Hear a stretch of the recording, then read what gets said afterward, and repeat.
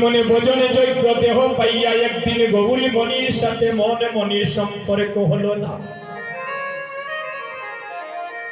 এই জগতে যারা আমরা মানবী কুলে জন্ম নিলাম,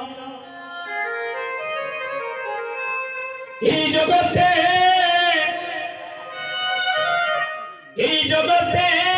যারা আমরা মানবী কুলে জন্ম নিলাম, মানব কুলে জন্ম নেওয়ার সময় একটা নির্দিষ্ট সময়ে তাকে জগতে আসা,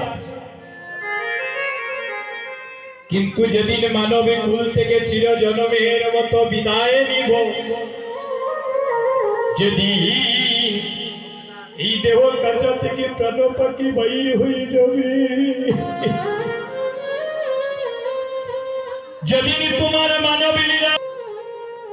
যুবক বন্ধুগণ,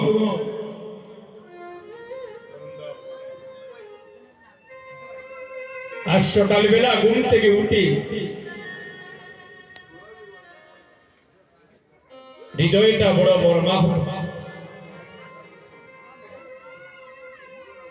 সকালবেলা ঘুম থেকে উঠে প্রথমে ফেসবুকের মধ্যে দেখতে পেলাম আমাদের সিলেটের শ্রীহট্টের একজন যুবক ভাই, নবীন বয়স,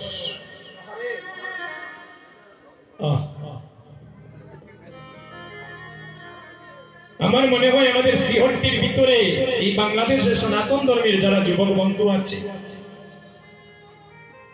আমার সেই প্রাণের ভাইটাকে কেউ না চিনার কথা নয়। দাদা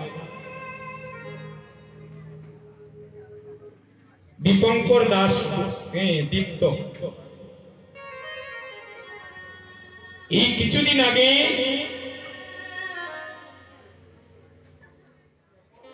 সে উচ্চ শিক্ষার জন্য তার পরিবারের সবাইকে দেশে রেখে সে মালয়েশিয়ায় পদার্পণ করেছিল। ভক্তগণ, মাতৃমণ্ডলীগণ, সেই প্রাণের ভাইটা নিজেকে আরো অনেক উচ্চতায় তোলার জন্য নিজের জন্ম মাটি ছেড়ে, মাতা পিতা ভাই বন্ধু আত্মীয় স্বজন ছেড়ে সে মালয়েশিয়ায় পদার্পণ করেছে। দাদা আজ সকালবেলা হঠাৎ দেখতে পেলাম ফেসবুকের মাধ্যমে হার্ট অ্যাটাক করে ইহলোকের মায়া ত্যাগ করে চিরজন্মের মতো সে পরলোক গমন করেছে। ভক্তগণ, যুবক বন্ধুগণ,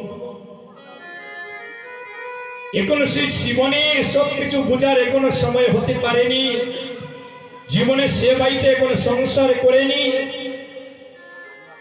একটা পর্যাদা ফুল, যুবক বয়স, নবীন বয়স, চিরজন্মের মতো পরিবারকে রেখে, জ্ঞাতি পুত্র আত্মীয় স্বজন সবাইকে রেখে চিরজন্মের মতো সে চলে গিয়েছে। যখন তার শেষ প্রাণটা যায়, প্রাণটা কত কেঁদেছিল বিদেশের মাটিতে। আহাদি, যে মা আমাকে 10 মাস 10 দিন গর্ভে ধারণ করেনি, যে মায়ের মাতৃভাণ্ড থেকে আমি জগতে আসলাম, সেই মাকেও আমি শেষবার একবার দেখার সুযোগ পেলাম। যুবক বন্ধুগণ, একদিন আমাদের জীবনের মনে সন্ধ্যা নেমে আসবে, যেদিন আমাদের গৌরী হরি রাগ দিবে, যেদিন আমাদের এই মানব লীলা সাঙ্গ হবে। আপনি বিশ্বের ব্রহ্মাণ্ডের যে কোনো প্রান্তে থাকেন না কেন, এই সুন্দর পৃথিবী ছেড়ে চিরজন্মের মতো আপন দেশে চলে যেতে হবে।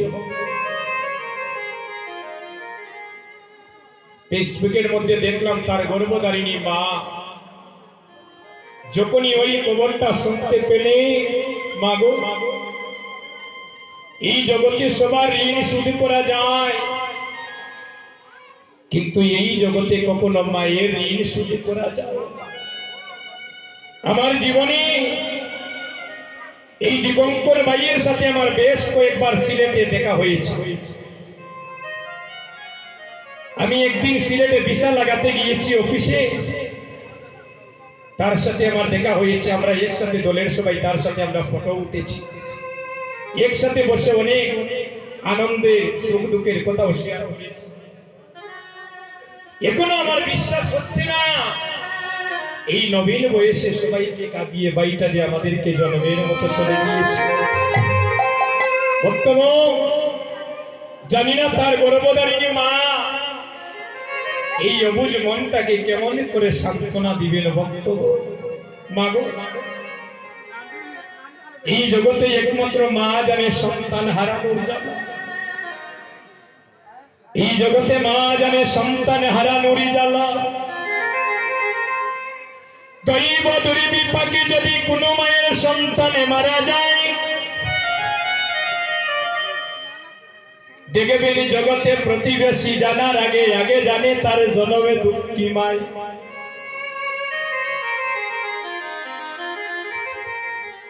এই জগতে সবার ঋণ শুধু করা যায় রে ভাই।